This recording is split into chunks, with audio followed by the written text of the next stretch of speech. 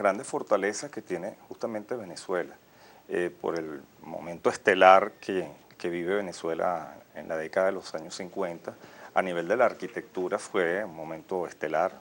La ciudad universitaria de Caracas Así es, es que parte hoy de es Patrimonio Cultural de la Humanidad, decretado por la UNESCO. Sí, pero así como ella hay muchos bienes que no tienen un reconocimiento de patrimonio mundial, pero sí lo tiene de patrimonio nacional. Por ejemplo, profesor. Conjuntos como la reurbanización del Silencio, que también es de Carlos Raúl Villanueva, el conjunto del hipódromo de Caracas, de la Rinconada de Caracas, entre otros. Luego tenemos una gran cantidad de bienes, quizás más modestos, menos reconocidos, que es la vivienda doméstica, edificios de vivienda multifamiliar que se hacen en esa década y que fueron construyendo la mayor parte de nuestras urbanizaciones, no solamente de Caracas, sino de las grandes ciudades. Y hay pues cantidad de bienes allí por conservar, que además son generalmente de particulares, ¿no? Ese es uno de los temas que dificulta a veces el poder controlar la conservación de estos bienes en la medida en que las familias no tienen cómo mantenerlas y tampoco el Estado puede asumir todos los bienes privados en cuanto a su conservación.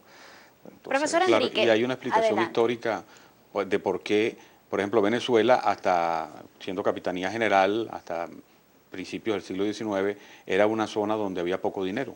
Había poca inversión de la corona, había mucho menos riqueza que en las capitales de los virreinatos, como era Bogotá, de la Nueva Granada, o el virreinato de Buenos Aires, o el virreinato de México, en donde como había muchísimo dinero, se realizaron grandes construcciones, con muchísimos ornamentos, con gran trabajo de herrería, etcétera. Aquí en Venezuela en esa época, por falta de recursos, no se hizo. En cambio, la abundancia relativa de recursos en el siglo XX fue lo que hizo, como decía el profesor, que entonces se hiciesen grandes construcciones. ¿Cuál considera usted, profesor, que es en este momento la amenaza más grande que reza contra el patrimonio cultural de Venezuela? La impunidad, porque la Universidad Central de Venezuela ha sido decretado Patrimonio Cultural de la Humanidad y sin embargo 36 veces, por ejemplo, ha sido maltratado su patrimonio, ha incendiado partes de las sedes, etcétera, y no hay ninguna persona detenida. Entonces, esa impunidad va generando una indiferencia de las personas hacia cómo debe tratar el patrimonio. Es decir, que no hay ninguna de estas personas que esté pagando estos 3, 4 años de cárcel de los que habla la ley. Y hubo 36, por lo menos 36 atentados,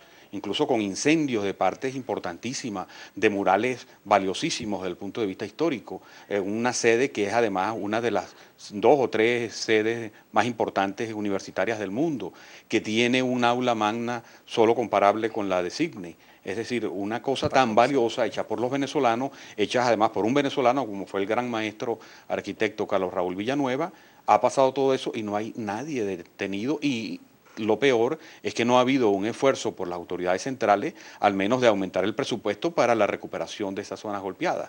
¿Qué hay del desinterés de muchas personas por conocer de estos temas, del patrimonio cultural, de qué es patrimonio cultural y qué no es? ¿Es eso también una gran amenaza?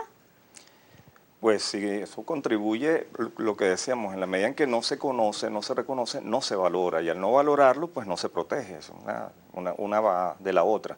Entonces es fundamental ese reconocimiento y parte justamente de la educación, desde la escuela primaria, empezar a sembrar conciencia.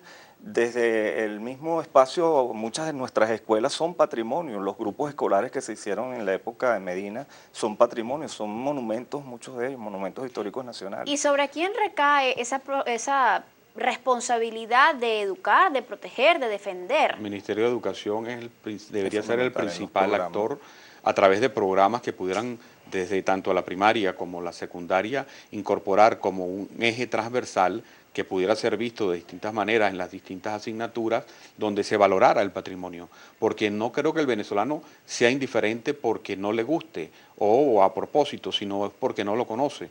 Porque también el venezolano, cuando conoce la importancia de algo, como se manifiesta en ciertos casos... Lo hace suyo. Lo hace suyo. Por ejemplo, en los casos del patrimonio intangible, como pueden ser la fiesta, nadie se imagina que es necesaria una educación adicional, por ejemplo, para que las personas vayan a la procesión de la Divina Pastora en enero. Porque ya eso, desde el que lo hicieron suyo, todos los guaros y sus alrededores, ya lo hicieron suyo y lo valoran muchísimo, así como otras procesiones. Entonces, en ese sentido, el venezolano no es indiferente de por sí, sino porque no tiene la información necesaria. Ahora, hacia allá me quedo un poquito en ese punto. ¿Es esto solamente responsabilidad del Estado? ¿Dónde queda también el papel que juega el ciudadano, la familia, en esa formación, en ese pasar de generación en generación esa información que es vital para la sociedad? Sí, eso es fundamental. Dentro de ese reconocimiento hay algunos bienes que quizá todo el mundo se reconoce en ellos. La Casa Natal del Libertador, por ejemplo, es un bien que creo que todo el mundo reconoce, cualquier venezolano. Pero hay otros que no tienen esa connotación y justamente no se ha inculcado ese grado de valor desde tiempos tempranos. Entonces, justamente el de ir ampliando cada vez más, en la medida en que las listas de patrimonio se van enriqueciendo, que además es una tarea permanente de ir actualizando, tratar de dar a conocer esos valores de muchos de esos otros bienes que todavía no tienen ese grado de valoración. Cuando se le dice hoy a un venezolano, profesor, identifica algo que forme parte del patrimonio cultural, ¿qué suelen decir las personas?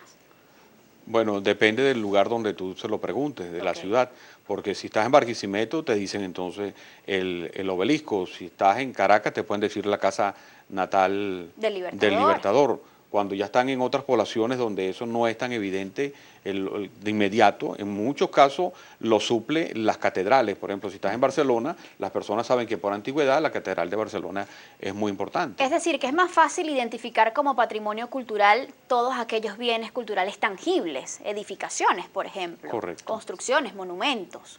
Suelen ser más por el simbolismo que representan, y dentro de ellos aquellos que son más simbólicos o monumentales, que era la tendencia, el criterio que se aplicó generalmente en los primeros tiempos. Cuando se empieza a reconocer el patrimonio tangible, generalmente eran las edificaciones monumentales. De allí viene el término monumento, que hoy en día se ha ido desplazando por el de bien cultural, bienes culturales edificados, porque no necesariamente tiene que ser monumental, a pesar de que el término realmente de monumento viene de memoria, pero uno lo asocia ya es a la escala, ¿no? A la escala grandilocuente de la edificación. Entonces puede haber un edificio muy modesto que tenga significaciones históricas, simbólicas, asociativas a un personaje, a algún hecho histórico, que igualmente le da esa valoración y por tanto debe tener el mismo reconocimiento que aquellos más monumentales como puede ser una catedral, un museo, etcétera. Claro, en algunos casos, por ejemplo, si uno va a San Joaquín, enseguida te van a decir las panelitas de San Joaquín, pero hay que ver toda la propaganda que ha habido y de la difusión sobre la importancia de las panelitas, entonces eso ha quedado en la memoria. Incluso, por ejemplo, las fiestas que son tan importantes en muchísimos pueblos, a veces la gente, como participa en ella, no la considera como algo grandioso, excepto cuando eso ha sido bastante promovido y en algunos casos han sido declarados patrimonio inmaterial, patrimonio no tangible, bien sea a nivel local, regional o mundial, como el caso de los Diablos. Y es más extenso, sin lugar a dudas, el patrimonio cultural intangible. ¿Qué lo conforma, profesor?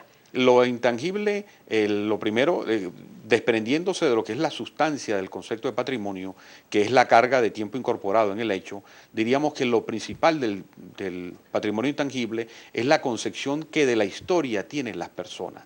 Eso es intangible, pero es lo primero que lo vincula al mundo. ¿Qué visión tiene de la historia de Venezuela? Ese es el primer patrimonio intangible. Luego ese patrimonio intangible comienza a expresarse en un conjunto de usos muy conocidos, muy difundidos, como pueden ser, dependiendo del lugar, la gastronomía, las fiestas, las maneras de arreglar las casas, la música, la danza, sobre todo aquellas que han logrado un impacto más allá de lo local. O en algunos casos cuando están localizadas, y eso la ha hecho muy importante a nivel nacional. Entonces, dependiendo de cómo lo veamos, podríamos tener, si es desde el punto de vista de la música, grandes áreas de música popular tradicional en Venezuela. Pero también aquí hay que incorporar, como decía el profesor, tener en cuenta no solamente el patrimonio de antes del siglo XX, que es más o menos el patrimonio tradicional, sino el patrimonio surgido a partir del siglo XX, o en pleno siglo XX y en adelante, que sería, podríamos llamarlo así, el patrimonio moderno. Porque eso claro, lo que pasa es que aquí nos daría, en el caso de la música, un patrimonio moderno como hitos muy particulares de invención de música en el siglo XX con gran desarrollo, como fue la música de el blanco con el ritmo orquídea, el ritmo que inventó Aldemaro Romero de la onda nueva, el ritmo guaco, que también es un ritmo inventado, algo que comenzó y que se frustró, o por lo menos no se ha desarrollado completamente, como fue el merengue caraqueño, son ya cosas surgidas desde el punto de vista musical en el siglo XX. Hay otras más antiguas, como son, por ejemplo, los grandes complejos de joropo, porque el joropo llanero tiene variedades, pero también tiene el joropo tuyero, tiene el joropo de Altagracia Orituco de Guárico, el joropo oriental, el joropo tocuyano, pero también tiene gaitas diversas, es decir, por ejemplo la música oriental, ella misma tiene un repertorio y una variedad tan compleja como puede ser la música del Lara, por Y eso ejemplo. solamente hablando de la música. Hablando Si nos nada más de ponemos la a hablar de música. gastronomía, Sí. bueno, se nos dan Es 2, 3 programas Claro. más acá. Aunque hasta ahora sería muy bueno como están desayunando. Así Entonces eso es. No, bueno, incentivaría el no hablemos apetito. mucho de eso en este momento, profesor. Aparte de esto, entiendo que nuestro sistema de valores también forma parte de ese patrimonio intangible de una sociedad. Por ¿Cuán supuesto. importante es preservar justamente ese punto, no? Sería lo que se llaman las personalidades colectivas. Aquí podríamos decir, así como a grosso modo, dependiendo de la escala como vayamos subiendo, hay una especie que pudiéramos decir un modo de ser venezolano, Que ha un evolucionado modo además. muchísimo, pero siempre mantiene ciertos elementos de su núcleo central de sentido que no varían. Por ejemplo, Por ¿qué ejemplo, elementos conservamos de esos antepasados? en el caso venezolano, y hay un famoso autor brasileño, ya fallecido, pero su obra sigue siendo importante, como Darcy Ribeiro, que hablaba de una categoría muy interesante, que es la de pueblos nuevos, y señalaba que para América hay dos tipos de pueblos nuevos, que eran Brasil y Venezuela como los prototipos especiales. Entonces eso le da una característica muy importante. ¿Qué significa en este caso pueblos nuevos? Aquellos que aunque tienen pueblos, están formados por pueblos de origen milenario, etcétera, pero la manera como se fueron fusionando los ha hecho tener una mentalidad de apertura hacia lo que venga. Por ejemplo, si nosotros hablamos de términos de mercado, una de las cosas interesantes del mercado de cualquier tipo de producto para Venezuela es que a las personas les gusta la innovación, no se cierran a la innovación. Aquí nos trajeron, y aquí cito un caso de Carúpano, donde es mi mamá, aquí nos trajeron la hamburguesa, por ejemplo, y entonces en Carúpano hay un negocio que se llama el Compay Burger, el Compay Burger, ¿vale? Y entonces de allá nos traen de Estados Unidos, traemos el hot dog. Ajá, pero hay que ver la diferencia entre un hot dog y un perro caliente, donde uno le va agregando cosas y cosas que, bueno, después cuando uno se lo va a comer necesita como 10 minutos para llegar a la salchicha. Así es. Mientras allá, lo que te dan en Estados Unidos, una vez tiene la salchicha con su salsa. Entonces, el parecido, bueno, hay un parecido inicial, pero la manera como nosotros lo construimos, o por ejemplo, si hablamos del Zulia, hay que ver todo lo que significa el patacón en el Zulia. Así es. El patacón es una culinaria bastante desarrollada. Entonces, ese deseo de innovación, esa apertura hacia los demás es una característica básica del venezolano, que incluso hace que sea muy resistente, más bien que tenga resiliencia, en el sentido que va, no es que aguanta todo porque aguanta, sino que lo va incorporando y trata Nos adaptamos. Trata de adaptar. Se van haciendo fusiones. No solamente que nos adaptamos, sino hacemos que las cosas se adapten a la manera de ser de nosotros. Ahora, ¿hasta qué punto todo esto de la globalización también pudiera representar algún tipo de amenaza para la preservación del patrimonio cultural de una sociedad? Bueno, precisamente es que la globalización tendería a una homogeneización de todas las manifestaciones culturales.